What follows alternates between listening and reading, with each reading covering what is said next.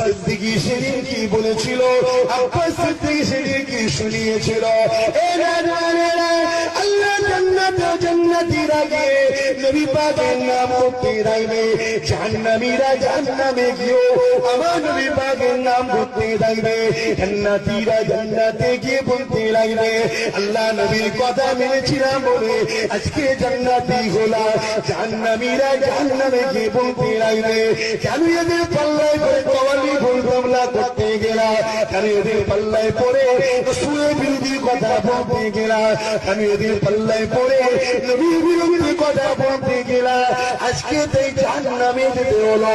এ মুসলমান ঘরের ছেলেমেয়েরা, ওই দিন চোখের পানি ফেলে কোনো